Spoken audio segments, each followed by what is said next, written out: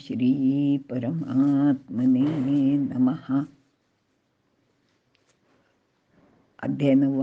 राजविद्या राजगुह्य योग. 8व्या अध्यायात मृत्यूसमयी भगवंताचे चिंतन करावे, ओंकाराचा उच्चार व्हावा इत्यादी गोष्टी सांगितल्या आहेत.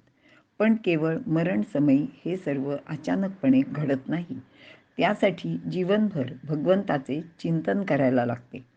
जो अनन्य चित्ताने परमेश्वराचे स्मरण करतो त्याला तो सहजी प्राप्त होतो आणि म्हणूनच नेहमी सदा सर्वदा त्याचेच स्मरण करावे. मन, बुद्धी, अहंकार त्यालाच अर्पण करावी असे सांगितले आहे. आणि हे सर्व करण्यासाठी भक्तीचे शुद्ध स्वरूप कळायला हवे. म्हणून भगवंत स्वतःहूनच या सर्व गोष्टी अर्जुनाला सांगत आहेत. आणि त्याच दृष्टीने या अध्यायाची सुरुवातसुद्धा श्री भगवान उवाच अशी झालेली आहे. हे ज्ञान अनसूय अशा अर्जुनाला भगवंत सांगत आहेत. श्लोक पहिला. श्री भगवान उवाच इदंतु ते गुह्यतमं प्रवक्ष्याम्यनसूयवे ज्ञानं विज्ञानसहितं यज्ञात्वा मोक्षसे शुभात. अर्थ. हे निर्दोष दृष्टीच्या निर्मत्सर अर्जुना, मी तुला अत्यंत गूढ असे रहस्य उलगडून सांगणार आहे. हे रहस्य ज्ञान विज्ञानासह स्पष्ट करतो. त्यामुळेच सारी अशुभे किंवा पापे तुला स्पर्शसुद्धा करू शकणार नाहीत. विवरण. अर्जुन असूया नसलेला म्हणजेच मत्सरशून्य असा होता. तो इतरांचे कधीच वाईट चिंतित नसे. तो चांगल्या मनाचा असल्यामुळेच भगवान श्रीकृष्ण त्याला आपणहून गूढातील गूढ असे हे ज्ञान सांगणार आहेत. हे ज्ञान ते विज्ञानासह सुद्धा देणार आहेत. विज्ञान म्हणजे विशिष्ट ज्ञान. हे ज्ञान मर्यादित असले तरी ते अनुभवजन्य असते. आजचे सायन्ससुद्धा हे असेच अनुभवजन्य ज्ञान आहे. श्रीकृष्ण जे गूढतम ज्ञान अर्जुनाला सांगणार आहेत ते त्यांचे स्वतःचे अनुभवाधिष्ठित असेच आहे. त्यामुळेच ते त्याचे रहस्य उलगडून सांगणार आहेत. असे हे ज्ञान समजले तर अर्जुन अशुभ घटनांपासून मुक्त होईल असे आश्वासनसुद्धा भगवान श्रीकृष्ण अर्जुनाला देत आहेत. ज्ञान म्हणजे ब्रह्मज्ञान किंवा स्वरूपज्ञान, जे जाणल्या क्षणी जीवाची संसार बंधनातून मुक्तता होते व त्यास मोक्ष प्राप्त होतो. हे ज्ञान उत्तम व सुलभ आहे. परंतु प्रापंचिक आपल्यासारखे सामान्य लोक मात्र याबद्दल खूपच उदासीन असतात. कारण ते लौकिक बाह्य सुखात अगदी गर्क झालेले असतात. त्यामुळेच त्यांना सर्वव्यापक परमात्मा अनुभवालाच येत नाही. विज्ञान म्हणजे प्रपंचविषयक ज्ञान. जर ब्रह्मज्ञान प्राप्त करायचे असेल तर प्रपंचविषयक ज्ञान असणे सुद्धा खूप गरजेचे आहे असे भगवान श्रीकृष्णांना वाटते. कारण जर प्रपंचातील क्षणभंगुरता, दुःख यांची जाणीव अंतःकरणात झाली तरच माणूस त्यामागे न जाता तो आत्मसुखाचा शोध घेईल व चिरंतर असे सुख प्राप्त करेल. 7व्या अध्यायात ज्ञान विज्ञानाला परा आणि अपरा प्रकृती म्हणून भगवंताने संबोधिले आहे. अपरा प्रकृती म्हणजेच विज्ञान किंवा प्रपंचज्ञान आणि पराप्रकृती म्हणजे ज्ञान किंवा ब्रह्मज्ञान किंवा स्वरूपज्ञान. या ठिकाणी हे सर्व लक्षात घेतले पाहिजे की हा उपदेश किंवा हे ज्ञान अर्जुनालाच का बरे सांगितले जात आहे तर तो अनसूय आहे. म्हणजेच अर्जुनात मत्सरबुद्धी, द्वेषभाव, इतरांचा उत्कर्ष सहन न होणे इत्यादी दोषांचा पूर्ण अभाव आहे. हे दोष त्याच्याजवळ अजिबात नाहीत. शिवाय अर्जुनाची बुद्धिमत्ता भगवंत सांगत असलेल्या प्रत्येक गोष्टीबद्दल त्याला अगत्य आहे. सांगितल्या गोष्टीची हेंडसाळ न करण्याची त्याची वृत्ती असल्यामुळेच भगवंत त्याला हे गुह्य गुपित सांगत आहेत. ज्ञानदेव अर्जुनाचं असं वर्णन करतात की अर्जुना, तू परीससी, परीसोनी अनुष्ठिसी, तरी आम्हाची वाणी कायसी सांगावयाची. अर्जुना, तू नीट ऐकतोस आणि ऐकल्यानंतर ते कळल्यानंतर तू त्या गोष्टी सर्व आचरणात सुद्धा आणतो. आणि हे मला म्हणजे भगवंताला चांगलंच माहिती असल्यामुळे भगवंत असं म्हणतात की मग अशा सगळ्या गोष्टी तुला सांगायला मी कशाला नाही म्हणू. असं भगवंत हे अर्जुनाच्याबद्दल बोलत आहेत. आणि भगवंत ही जी विद्या कशी आहे ते पुढील श्लोकात त्याला सांगणार आहेत. इथे आपण थांबूया. श्लोक दुसरा. राजविद्या राजगुह्यं पवित्रमिदमुत्तमं प्रत्यक्षावगमन धर्म्यं सुसुखं कर्तुमव्ययम्. अर्थ, ही सर्व श्रेष्ठ विद्या आहे. ती सर्व विद्येत किंवा ज्ञानात प्रमुख अशी असून ते अत्यंत गूढतम रहस्य आहे.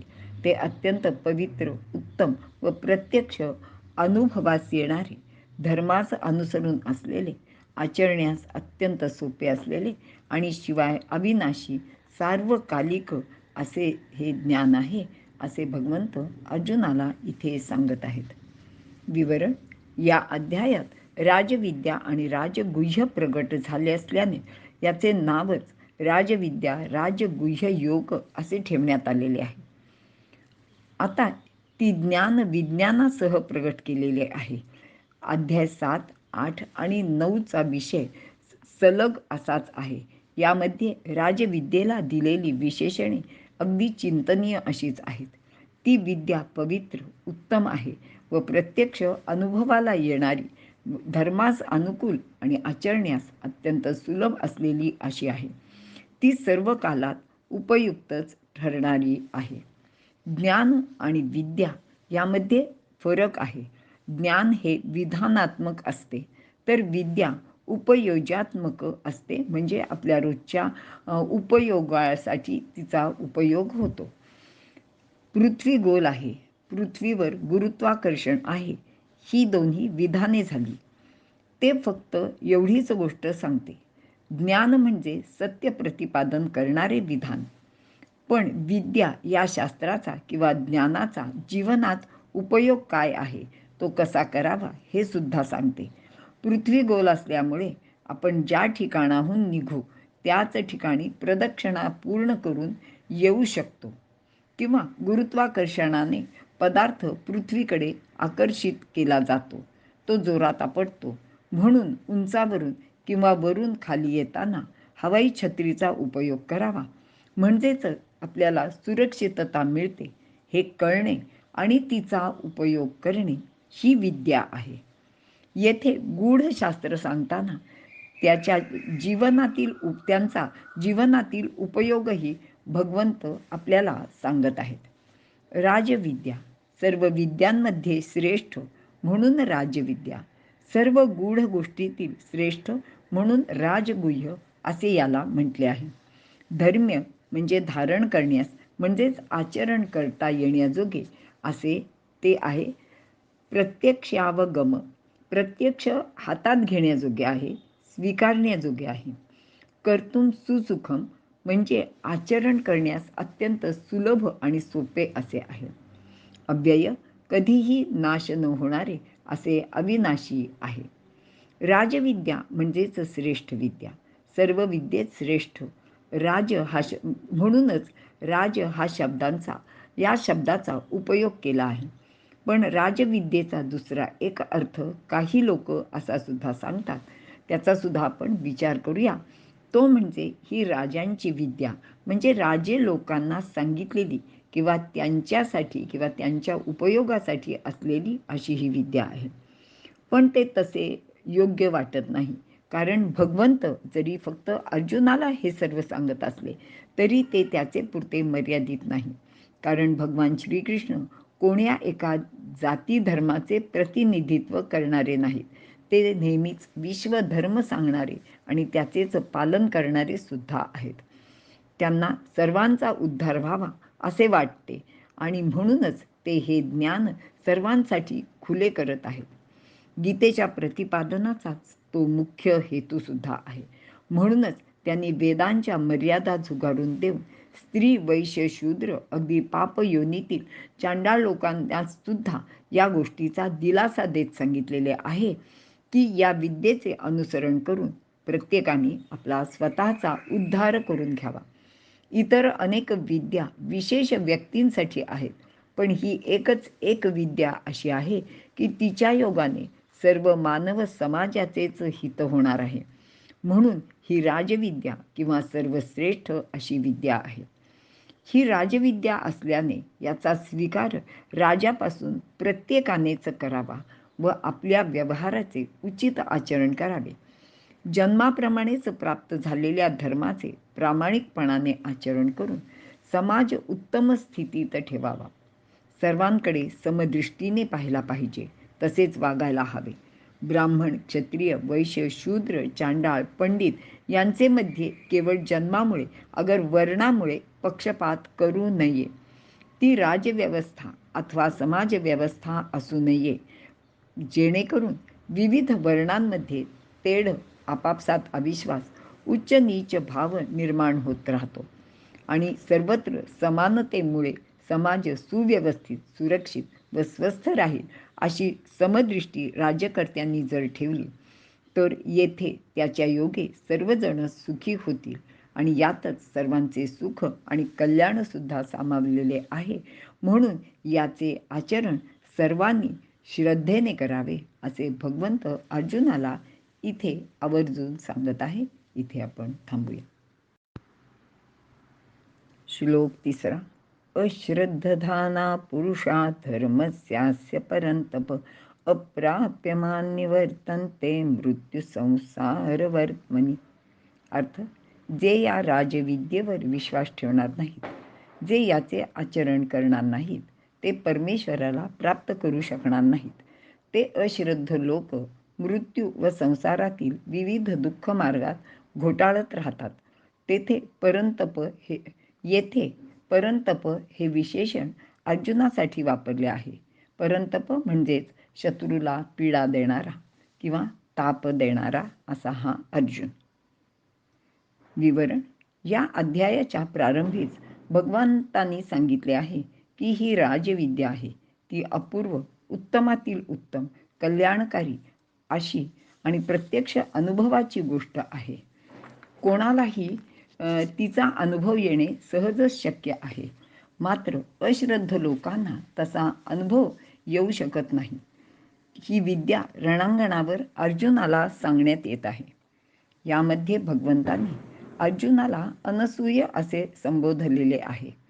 जो अनसूय आहे तोच ही विद्या जाणून किंवा प्राप्त करून घेण्याच्या पात्रतेचा म्हणजेच योग्यतेचा आहे. भगवंत तिला प्रत्यक्षावगम असे म्हणत आहेत, कारण ती शब्दात न सांगता येणारी पण अनुभवाच्या कसावर उतरलेली अशीच गोष्ट आहे. मृत्यूलोकीच्या जीवनातील गोडी प्रत्यक्ष अनुभवास आणून देणारी अशी ही राजविद्या सर्वांना आचरण्यास अत्यंत सुलभ आणि सुख प्राप्त करून देणारीच आहे. हे सर्व जरी खरे असले तरी या तत्वचिंतनावर श्रद्धा नसलेले पुरुष मात्र भगवंताप्रत जाऊ शकत नाहीत. ते या संसार चक्रात सातत्याने भ्रमत राहतात. श्रद्धा म्हणजे एखाद्या गोष्टीवर ठाम किंवा दृढ विश्वास असणे. श्रद्धा माणसाला कर्म प्रेरणा देते. बुद्धी प्रत्येक गोष्टीची चिकित्सा करते, कार्यकारण भाव शोधते. तिला कळते पण तिला वळतेच असे मात्र नसते. एखादी गोष्ट वाईट आहे, ती करू नये हे बुद्धीला कळते, पण ते तसे आचरण घडतेच असे मात्र होत नाही. श्रद्धा असेल तर ती गोष्ट मात्र निश्चितपणे केली जाते, कारण निश्चय ही गोष्ट बुद्धीच्या पुढची पायरी आहे. श्रद्धेचे चिकित्सेसी वावडे नाही, परंतु ती निश्चयावर उभी असते. म्हणजेच एखाद्या व्यक्तीबद्दल किंवा घटनेबद्दल स्थिर आकर्षण भाव निर्माण होण्यासाठी जिज्ञासा, शंका, चिकित्सा आणि अनुभव या 4 पायऱ्या आहेत. नरेंद्र म्हणजे विवेकानंद यांनी रामकृष्ण परमहंस यांची गुरु म्हणून स्वीकार करण्यापूर्वी या 4ही गोष्टी उपयोगात आणल्या होत्या. तसा अनुभव आल्यानंतरच त्यांनी अत्यंत श्रद्धेने रामकृष्णांना शरण जाऊन त्यांचे शिष्यत्व पत्करले होते. मात्र या राजविद्येबद्दल असे सर्व करण्याची काहीच गरज नाही. ही गोष्ट पवित्र, उत्तम आणि सर्वश्रेष्ठच आहे असा अनुभव सार्वकालिक असून आत्तापर्यंत अनेकांना प्रत्यक्षात आलेला सुद्धा आहे. म्हणून या गोष्टीवर अगदी डोळे झाकून विश्वास ठेवावा आणि तिचे आचरण करावे असे भगवंत अर्जुनाला सांगत आहेत. विचार न करणाऱ्या श्रद्धाहीन लोकांना मात्र कोणत्याच प्रकारचे सुख मिळत नाही. ते कालचक्रात व संसाराच्या प्रवाहात वाहत असतात. ते फक्त चिकित्सेत आणि वादविवादात वेळ वाया घालवतात. अशा विचार न करणाऱ्या, शास्त्राभ्यास न केलेल्या व केवळ बौद्धिक तर्कट रचणाऱ्या लोकांना अश्रद्ध असे म्हणतात. परंतु भगवंत अर्जुनाला इथे सांगत आहेत की तू मात्र असा विचार करण्यात थोडासा सुद्धा वेळ वाया घालवू नकोस. केवळ माझ्यावर म्हणजे भगवंतावर विश्वास ठेव आणि हे सर्व मी अनुभवलेले आहेच. अनेकांनी सुद्धा याचा अनुभव घेतला आहे. त्यामुळे याच्यावर विश्वास ठेवून श्रद्धेने याचे आचरण करायला तू सुरुवात कर आणि स्वतःचे हित प्राप्त करून घे.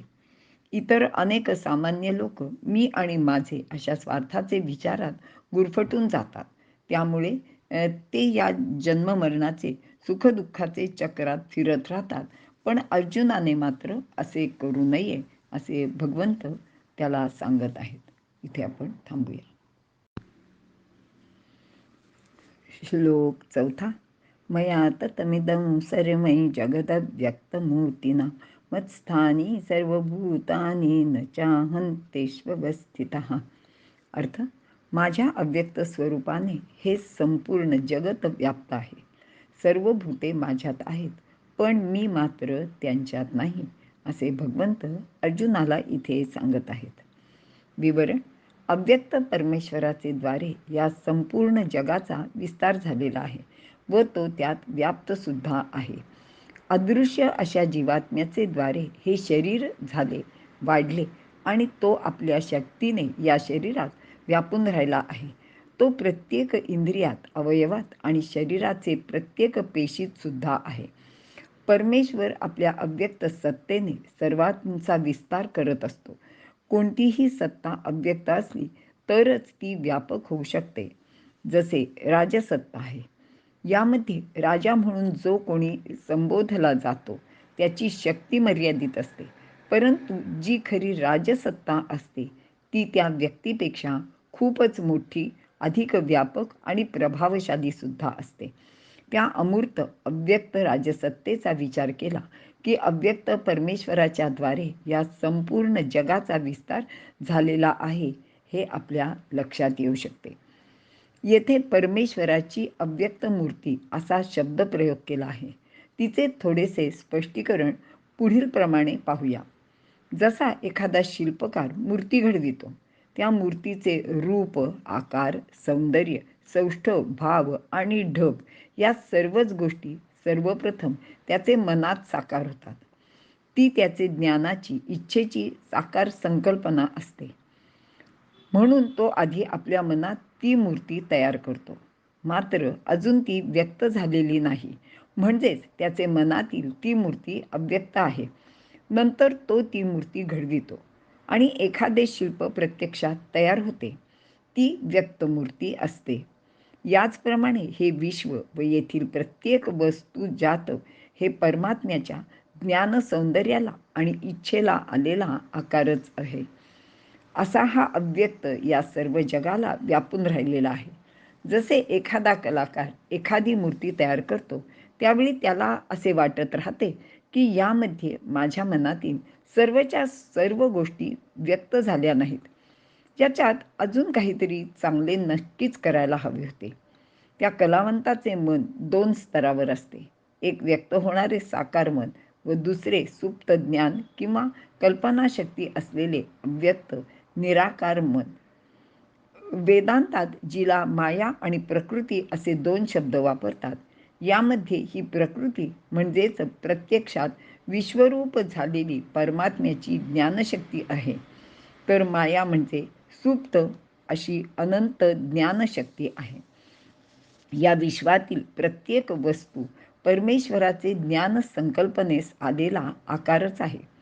मात्र येथे एक लक्षात घेतले पाहिजे की या सर्व जड विश्वात चैतन्य लोप पावते. ज्याप्रमाणे दिव्याचा प्रकाश खोलीभर पसरलेला असतो, म्हणजे तो प्रकाश दिव्यापासून प्रगट झालेला आहे, पण तो प्रकाश म्हणजे दिवा नाही. किंवा लाकडाची एखादी वस्तू, जसे खुर्ची, टेबल इत्यादी केले तर त्या वस्तूत लाकूड आहे, पण लाकूड म्हणजे टेबल खुर्ची नाही. अगदी तसेच हे विश्व म्हणजे ईश्वर नाही. प्रत्येक प्राणीमात्रांमध्ये जो जीवात्मा आहे त्याचे आधाराने इंद्रिये आहेत. या प्रत्येक प्राणीमात्राला त्याचे ठिकाणी थोडी स्वतंत्र अशी सत्तासुद्धा आहे. ज्याप्रमाणे राजा हा सर्व सत्ताधीश असतो, त्याचे आज्ञेने राज्य चालते, परंतु प्रत्यक्ष एकच राजा सर्व गोष्टी करू शकत नाही. तो आपली सत्ता अनेक अधिकाऱ्यांमध्ये वाटतो. त्यांना त्या गोष्टीचे खास अधिकार असे सुद्धा त्याने दिलेले असतात. म्हणजेच अधिकाऱ्याला काही खास अधिकार, सत्ता मिळालेली असते. हे त्या प्रमाणात तिचा उपयोग करतात. म्हणजेच राजाहून हे अधिकारी वेगळे आहेत. म्हणून भगवंत पुढील श्लोकात पश्चिमे योगमईश्वरम असे सांगतायत.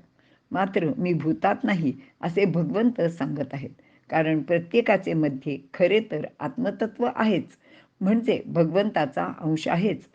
पण तो भगवंत देहबुद्धीमुळे आपल्याला कळत नाही.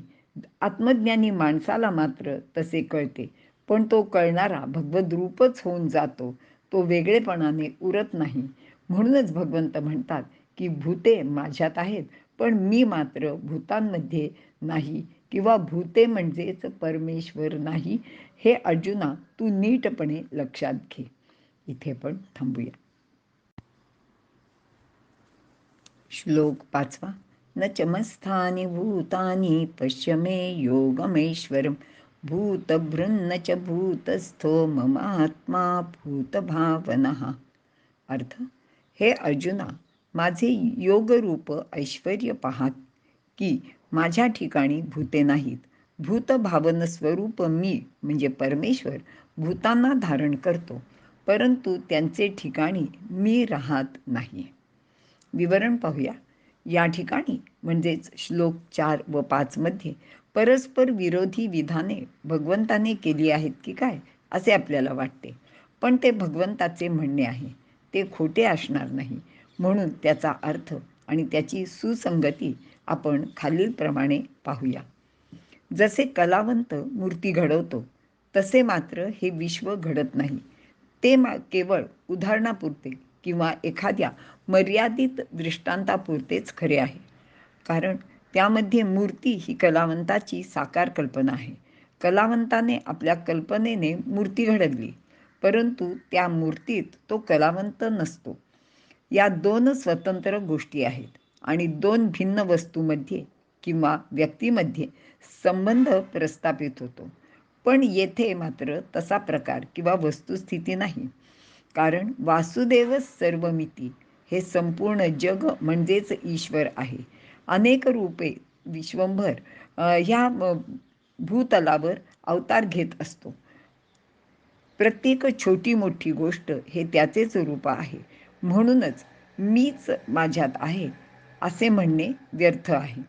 मात्र परमात्म्याचा या जगाशी संबंध कसा आहे व ज्याप्रमाणे कसा आहे, तर ज्याप्रमाणे सूर्य व त्याची प्रभा आहे तसेच हे आहे. म्हणजेच हे सर्व जग हे त्याचे ऐश्वर्य योग आहे. म्हणूनच ज्ञानदेव सांगतात की यालागी मजपासूनी भूते आने नभती निरुते आणि भूता वेगळिया माते कहीच न मनी हो. वरील विधानाचे अधिक स्पष्टीकरण पुढील प्रमाणे आपल्याला सांगता येईल. येथे भगवान श्रीकृष्ण सांगत आहेत की तो देहधारी कृष्ण नसून तो परमात्माच आहे. म्हणून ते सांगत आहेत की आत्मतत्वातच भूते वसलेली आहेत. त्या आत्मतत्वाशी भूते संबंध ठेवत नाहीत. ते आत्मतत्व कोणीच ओळखत नाही. म्हणजेच भौतिक पातळीवर एकत्र राहणाऱ्या पण एकमेकांशी संबंध नसलेल्या अनेक माणसांप्रमाणे भूते व कृष्ण म्हणजेच ईश्वर यांचे नातेसंबंध असतो.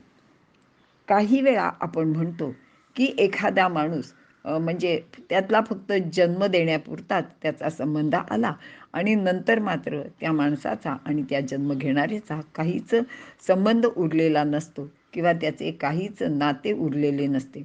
अगदी तसेच इथे आहे.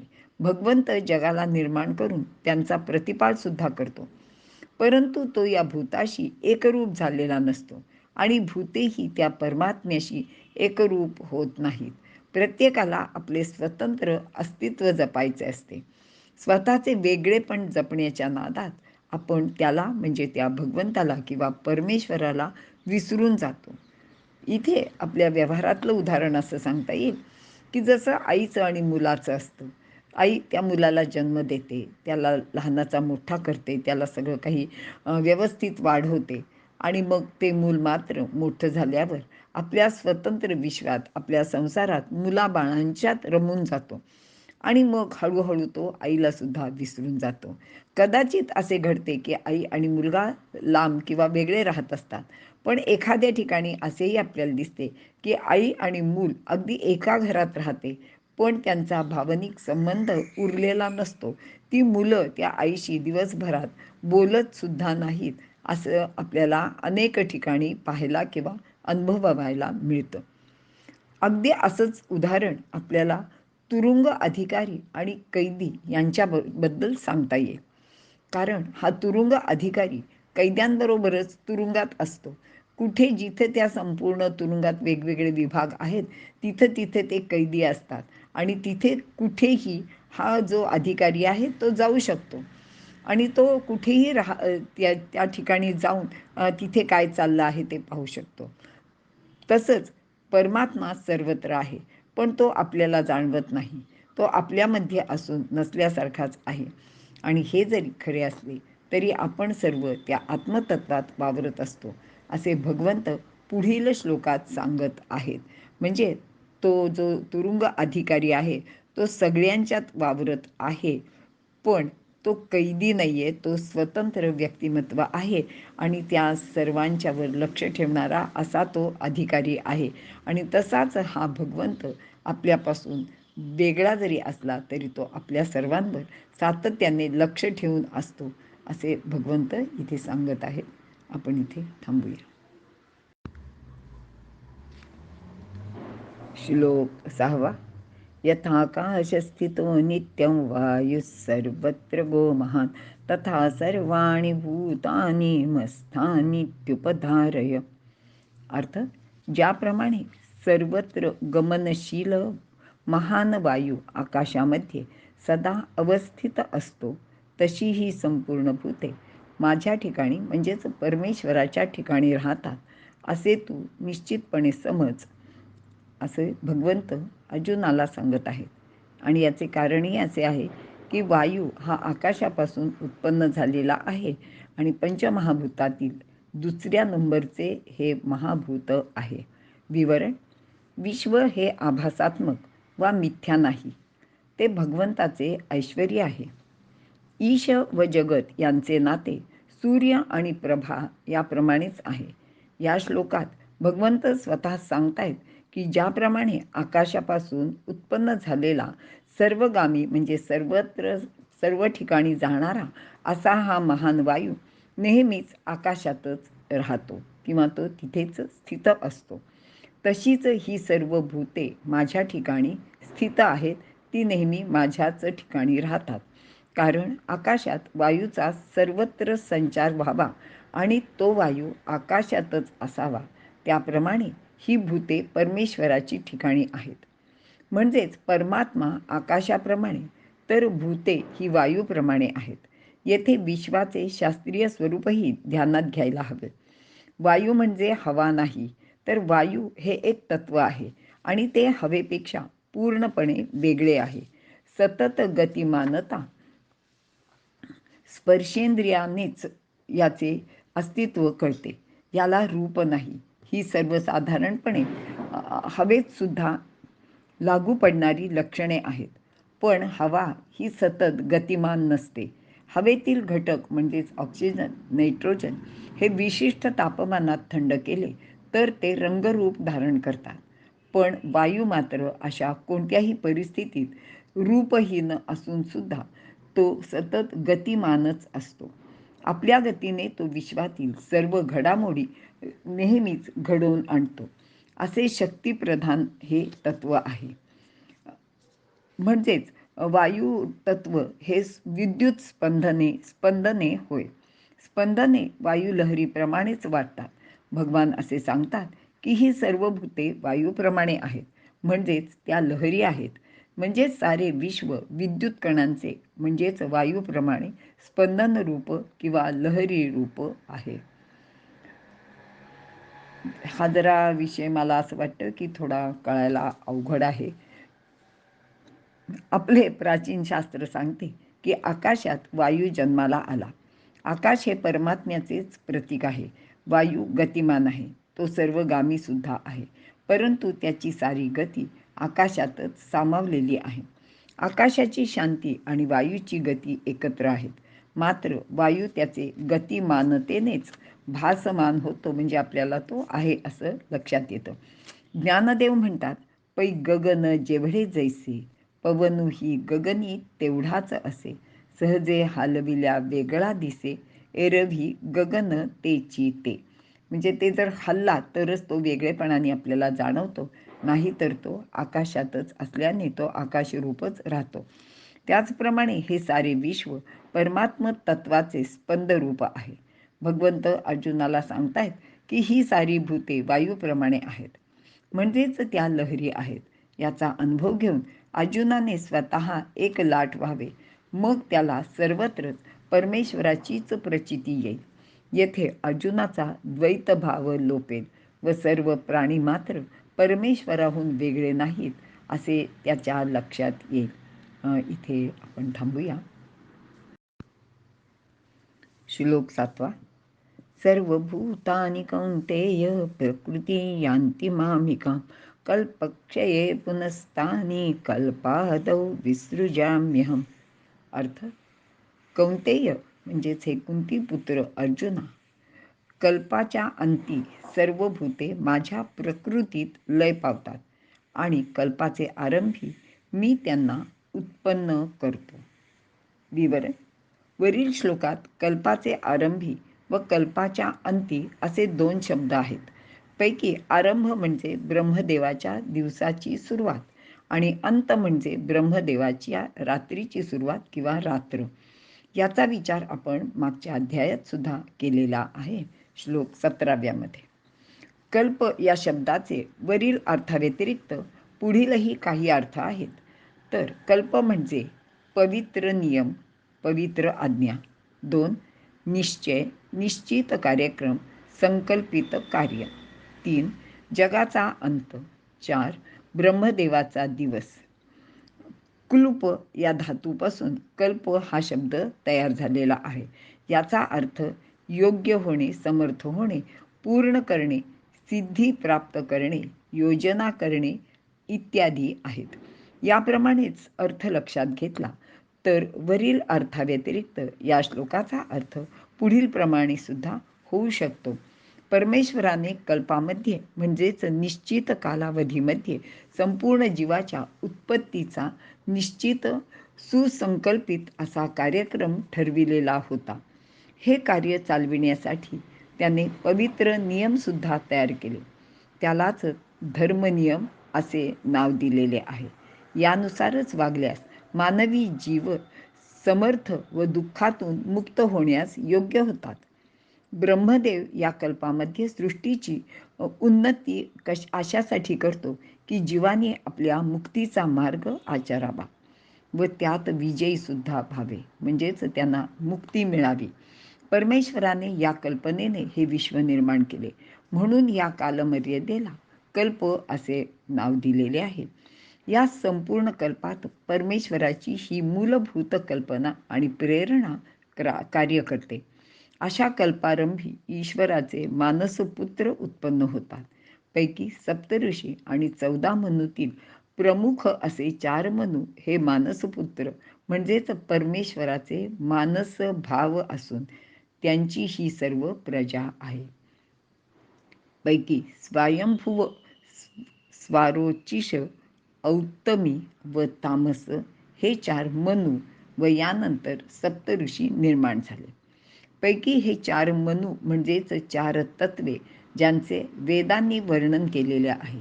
यातील ज्ञानशक्तिमय जे तत्व आहे ते मन आहे व परब्रह्माची इच्छाशक्ती, सृष्टी रचनेची जी मूळ कामना आहे त्याला विश्वात्मा मन असे म्हणतात. आणि हेच ते मनुतत्व, हेच प्रशास्ता आणि सर्वांतरयामी तत्व आहे. याची ज्ञानमात्रा सत्वमूर्ती महन मन रूपाने, तेथून इंद्रिय प्रवर्तक सर्वेंद्रिय मन व शेवटी विषयग्राही इंद्रियांचे अनुगामी इंद्रिय मन अभिव्यक्त होते. सप्तऋषी म्हणजे प्राणतत्व. ही सप्तक संज्ञा म्हणजेच पंचमहाभूते, मन व प्राण यांचे विकासातून ही सृष्टी निर्माण होते. वरील जरा ते विश्वात्मा मन, मनुतत्व वगैरे जे आहे त्याचं थोडंसं मला जे काही कळतंय त्याप्रमाणे मी तुम्हाला सांगायचा इथे प्रयत्न करते. यातील ज्ञानमय जे तत्व आहे ते मन आहे. म्हणजेच मनाच्या ठिकाणी ज्ञान आहे. आणि परब्रह्माची इच्छाशक्ती काय आहे, तर या सृष्टीची रचना करण्याची म्हणजे कामना म्हणजेच इच्छा आहे. आणि त्यालाच विश्वात्मा मन असे म्हटले आहे. आणि ह्या मनुतत्वातनं हे जे सर्व निर्माण झालेले आहे त्याला प्रशास्ता आणि सर्वांतरयामी तत्व आहे असे म्हटले आहे. म्हणजेच ज्ञानमात्रेमुळेच या सर्व गोष्टी निर्माण झालेल्या आहेत. आणि मग त्यातून सर्व इंद्रिय म्हणजे आपला देह, आणि हा देहसुद्धा कसे आहे तर त्याच्यामध्ये मन आहे आणि सर्व विषयांना ग्रहण करणारे अशी इंद्रियसुद्धा भगवंतांनी निर्माण केलेली आहेत. आणि अशी ही माणसाची किंवा ह्या प्राणीमात्राची उन्नती होत गेलेली आहे. मला जेवढं कळलं आहे तेवढा सांगायचा मी इथे प्रयत्न केलेला आहे. अशा रीतीने सर्व जीव कल्पारंभी निर्माण होतात. ते सतत कर्म करीत राहतात. कार्याचे समाप्तीनंतर सर्व भूते प्रकृतीच्या ठायी लीन होतात, म्हणजे ती नष्ट होतात. प्रकृतीची अवस्था गुणसाम्य आहे. यात कोणतीही हालचाल होत नाही. म्हणजे इथे 3ही गुण सारख्याच प्रमाणात स्थित असतात. सर्व भूते प्रकृतीत लीन होतात, म्हणजेच महानिद्रेत लीन होतात किंवा क्रियाहीन होतात. येथे कोणतेही कर्म घडत नाही. प्रकृती म्हणजे मूळ प्रकृती, गुणसाम्यावस्था म्हणजेच सर्व त्रिगुण जिथे समान आहे ती अवस्था, ती क्रियाहीन आहे. आणि प्रकृती म्हणजेच स्वभाव, निज स्वभाव असा सुद्धा अर्थ आहे. आणि प्रत्येकाचे निज स्वभावाप्रमाणे कर्म घडत राहते. इथे गुणसाम्या स्थिती असल्याने कर्म घडण्याचा प्रश्न उद्भवत नाही असे भगवंत अर्जुनाला सांगत आहेत. श्लोक 8.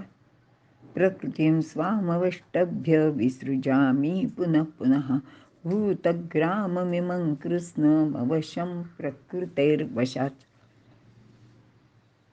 अर्थ, मी आपल्या प्रकृतीचा आश्रय घेऊन प्रकृतीच्या अधीन झाल्यामुळे परतंत्रासारखे राहणाऱ्या या संपूर्ण भूत समुदायाला पुन्हा पुन्हा उत्पन्न करतो असे भगवंत अर्जुनाला सांगत आहेत. विवरण, प्रत्येकाला स्वतःची अशी एक प्रकृती आहे. ती सात्विक, राजस, तामस अशी त्रिगुणात्मक आहे. आणि त्यानुसारच प्रत्येक प्राणी आपापले कार्यव्यवहार अगर कर्म करीत असतो.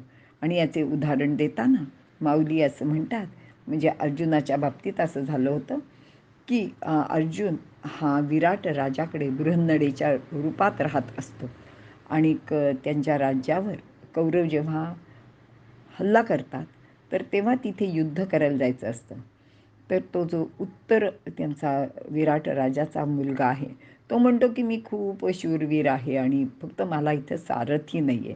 तर हा जो अर्जुन बृहन्नडेच्या रूपात असतो तो म्हणतो की मी चांगलं सारथ्य करू शकतो, मी अगदी अर्जुनाचं सुद्धा सारथ्य केलेलं आहे, तेव्हा महाराज मी तुम्हाला घेऊन जातो.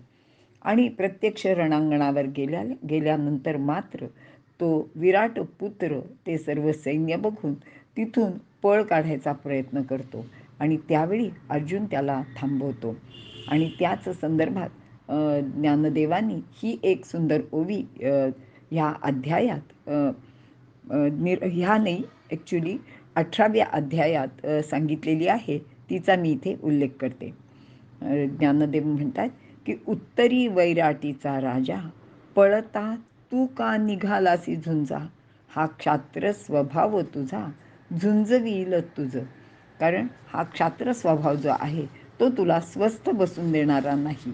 असंच प्रत्येक मनुष्य किंवा प्राणी मात्र प्रकृतीचे अधीन असल्याने तो परतंत्र असल्यासारखाच वागतो आणि त्यावेळी त्याचा जो स्वभाव आहे तो त्याला ते कर्म करायलाच लावतो.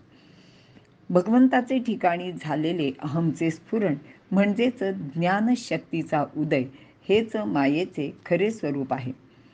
ती भगवंताला वश आहे, मात्र इतर सर्व त्या मायेच्या अधीन आहेत. हा भगवंतातला आणि आपल्यातला फरक सर्वांनी लक्षातच घ्यायला हवा.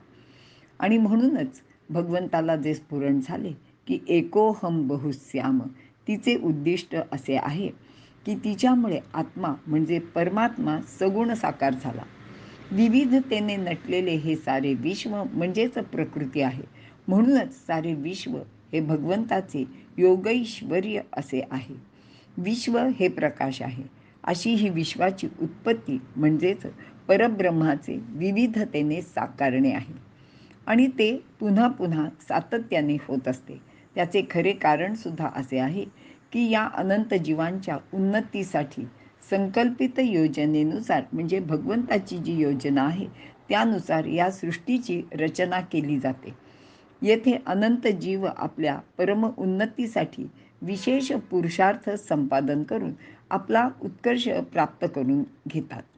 सर्वांना उत्तम सुख, परम आनंद आणि परम उत्कर्ष यांची प्राप्ती व्हावी याचसाठी हा संकल्प भगवंतांनी केलेला आहे. प्रत्येक जीव आपल्या सत्व, रज आणि तमगुणानुसार वर्तन करतात म्हणजे वागतात आणि हे अगदी खरे सुद्धा आहे. या 3 गुणांच्या लोकांचा उपयोग सबल, सुसज्ज आणि सामर्थ्यवान अशा समाज रचनेसाठी जर लोकनेत्यांनी केला तर हा समाज खूपच चांगला होऊ शकतो. आणि यासाठी समर्थांनी असं सांगितलेलं आहे की धटासी आणावा धट, उद्धटासी उद्धट. राजकारण करताना आपल्याला जर समाजाची व्यवस्था, शांतता आणि चांगल्या पद्धतीने जर जडणघडण करायची असेल तर प्रत्येकातले आपापले गुण त्या राजकर्त्यांनी किंवा नेत्यांनी ओळखून त्याप्रमाणे त्या लोकांचा उपयोग आपल्या कार्यासाठी अतिशय कल्पकतेने जर केला तर हा समाज चांगलाच होईल. आणि जेणेकरून सर्व स्तरातील लोक आपापल्या परीने लोककार्यासाठी आपले जीवित कारणी लावून सर्वांचे सुखाचाच विचार करतील. म्हणजे मग समाजात असं दिसणार नाही की जे बलवान आहेत किंवा जे काय आपण म्हणूया त्यांना दांडगे लोक आहेत ते समाजातील दुर्बलांचं शोषण करतायत असं होणार नाही.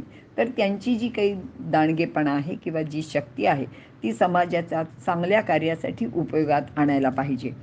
आणि मग असं झालं तर प्रत्येकाचे प्रकृतीनुसार प्रत्येकजण स्वधर्माप्रमाणे आपले स्वकर्माचे पालन करेल आणि मग प्रकृतीवश राहून सुद्धा प्रत्येकजण आपली उन्नती करून घेईलच. येथे भगवंत सांगत आहेत की मी प्रकृतीला वश करून घेऊन या सृष्टीची पुन्हा पुन्हा निर्मिती करतो. सृष्टी निर्मितीचे हे कार्य फक्त त्याचेच म्हणजे फक्त भगवंताचे किंवा परमेश्वराचेच आहे. कारण हे काम दुसरा कोणीच करू शकत नाही.